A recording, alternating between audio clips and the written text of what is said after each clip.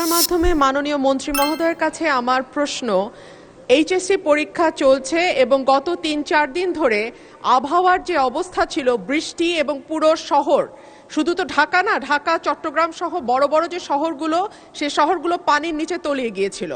আমাদের শিক্ষার্থীরা অনুরোধ করেছিল পরীক্ষাটি একটু পেছানোর জন্য, কিন্তু এই সিদ্ধান্ত নেওয়া হয় নাই এবং যে কারণে আজকে আন্দোলন হচ্ছে, ঢাকায় আন্দোলন হচ্ছে।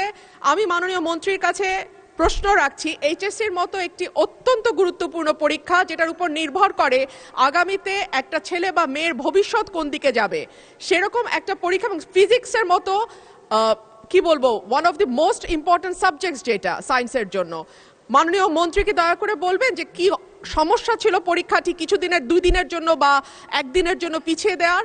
ধন্যবাদ মাননীয় স্পিকার। ধন্যবাদ মাননীয় সদস্য। মাননীয় শিক্ষামন্ত্রী। মাননীয় স্পিকার, আপনার মাধ্যমে মাননীয় সংসদ সদস্যকে অশেষ ধন্যবাদ। পরীক্ষা আমরা নিয়ে থাকি সারা বাংলাদেশে।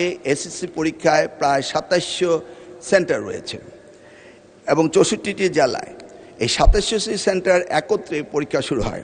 ইতিমধ্যে আপনারা শুনেছেন যে চট্টগ্রামে যখন এই ফ্লাড হলো, তখন আমরা একে একে প্রথম রাঙ্গামাটি, বান্দরবন, পরে আমরা খাগড়াছড়ি এবং এরপরে আমরা চট্টগ্রাম পুরা বোর্ডের পরীক্ষা আমরা বন্ধ করে দিয়েছি। আমরা লক্ষ্য করেছিলাম বৃষ্টি হচ্ছিল এবং আমরা মনিটরিং করছিলাম।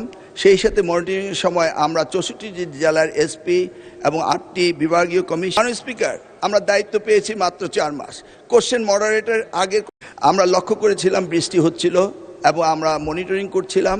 সেই সাথে মনিটরিংয়ের সময় আমরা 64টি, তাছাড়া বাংলাদেশের সারা বাংলাদেশে আমরা ডিসিদের সাথে কথা বলেছি এবং ইউনিটদের সাথে তারা বলেছে যে কোথাও পরীক্ষায় কোনো রকম দুর্যোগ ঘটেনি, একটি শুধু কুমিল্লা মহিলা কলেজে ঘটেছে। এবং সেই সাথে ফিজিক্সের প্রশ্ন 6 এবং 7 এই 2টি প্রশ্ন ভুল হয়েছে। মাননীয় স্পিকার, আমরা দায়িত্ব পেয়েছি মাত্র 4 মাস। কোশ্চেন মডারেটর আগে হচ্ছে কিনা সেইভাবে সাহায্য সহযোগিতা করার জন্য আমরা সকলকে প্রস্তুত রেখেছিলাম। আজকেও আমরা সারাদিন কথা বলেছি এবং প্রত্যেকটি আমাদের সাথে যারা স্টেক হোল্ডার রয়েছেন তারা বলেছে পরীক্ষা সুন্দর হয়েছে, সুস্থ হয়েছে। একটি জায়গায় শুধু কুমিল্লা সরকারি মহাবিদ্যালয় এই ঘটনাটি ঘটেছে এবং সেখানে পরীক্ষা সুন্দর হয়েছে। আমরা নির্দেশ দিয়েছি যে পরীক্ষা বিলম্বতে শুরু করার জন্য এবং যে মেয়েটি কাপড় ভিজে গিয়েছিল বাড়ি থেকে কাপড় আনা হয়েছে, 1 ঘন্টা পরে পরীক্ষা নেওয়া হয়েছে এবং পরীক্ষার সময়সীমা বাড়িয়ে দেওয়া হয়েছে।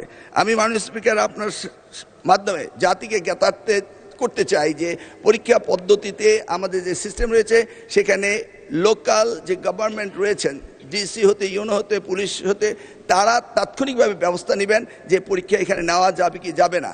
যদি তারা মনে করেন দুর্যোগ, তারা পরীক্ষা বন্ধও করতে পারেন। আমরা বারবার কথা বলেছেন না স্যার, আমরা ঠিক মতোই নিচ্ছি এবং আপনারা দেখতে পেয়েছেন যে বৃষ্টির পানি কোথায় কোথায় ছিল সেগুলো আমরা সকলেই লক্ষ্য করেছি। কোমলমতি সন্তানদের জন্য আমাদেরও মায়া রয়েছে মাননীয় স্পিকার, সেই জন্য আমরা সবসময় মনিটরিং করি।